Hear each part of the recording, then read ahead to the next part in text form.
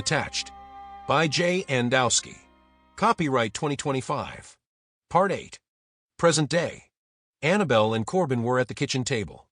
Corbyn cooked them daddy patties, which he had learned from his dad, who learned from Corbyn's Euro-American great-grandfather. The patties were first flavored with some garlic powder, onion powder, black pepper, and red wine, and then broiled in the oven. When done, the burgers were served with bacon, melted cheese, and crisp lettuce. Placed between toasted rolls with dabs of mayo, mustard, and ketchup, daddy patties were one of Annabelle's favorites. Annabelle was enjoying the burger. "You seem happier than usual. The patties are just as good as you always make them. Something special happened." He wiped his mouth with a napkin, trying to oppress the smile he did not realize he was projecting. "Nothing." Annabelle giggled. "Nothing? I know you've been seeing a lot of Tian. Is it Tian that is making you look like the cat that swallowed the canary? Did you or she swallow something nice?" Corbyn was shocked by her blue humor. "Annabelle." She laughed yet controlled herself not to be too loud. "Well, did you?" He smiled, saying nothing. "I thought you were at her place a little bit longer than usual. What made you finally trust her and think she is not a Harmony agent? She parrots their slogans too often." He took his plate and put it into the dishwasher. "How does that mean she is not a Harmony agent?" Annabelle was confused, standing and putting her plate in the dishwasher too. He began washing the grill he had broiled the burgers on. "If she was a Harmony agent, she would be trying to make me think she was not brainwashed by the regime. She would complain to me, thinking it would make me comfortable enough to drop my guard." 2 days later, Corbyn, carrying one single rose, got off the elevator and headed to the section of the building where Tian's apartment was. Reaching her corridor, he discovered 2 uniformed Harmony officers outside her door. Both officers wore navy blue uniforms with rainbow shoulder patches, black bulletproof vests, and helmets with built-in communications and lights. Both had gun belts with pulse pistols and extra energy packs and handcuffs. One of them was pounding loudly on her door. Corbyn put the red rose behind his back as he calmly approached them. "Is there a problem, officers?" The men turned their attention to Corbyn. The young men were both shorter than Corbyn.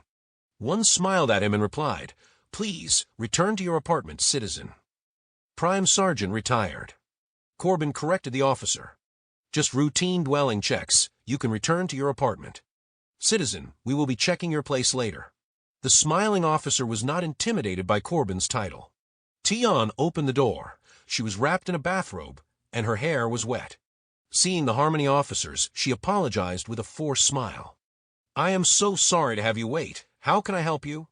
She then saw Corbyn standing to the side. "Hi, Corbyn, what is this about?" "Just routine, citizen." The 2 officers walked past her and entered her apartment. They began searching her home. Annabelle heard Corbyn unlocking the front door.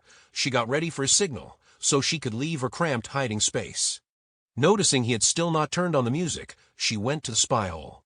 She could see Corbyn looking towards her with his finger to his mouth, signaling her to be silent. 2 loud knocks came to the door. Corbyn went to the door. Before opening, he looked in her direction, repeating his gesture for her to keep silent.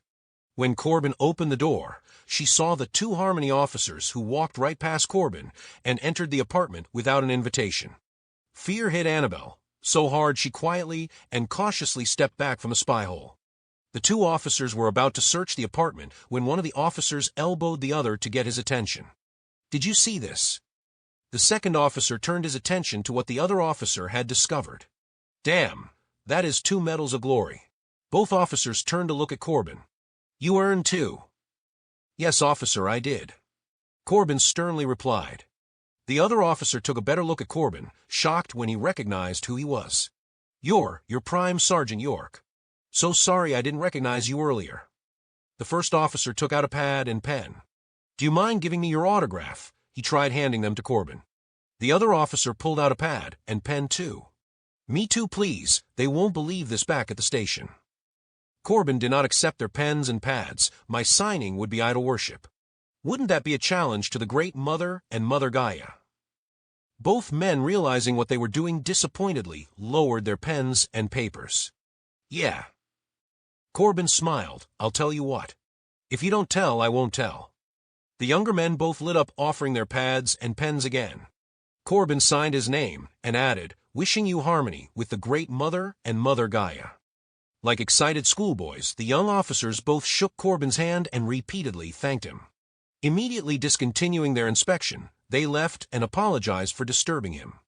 After the officers left, Annabelle was anxious to leave her hiding place.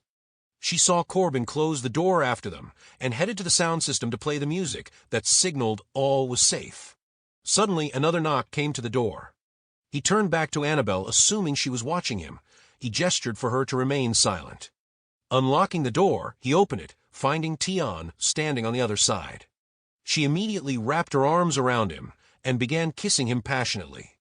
With her hanging on to him and continuing to kiss him, he carried her into the apartment and with difficulty closed the door.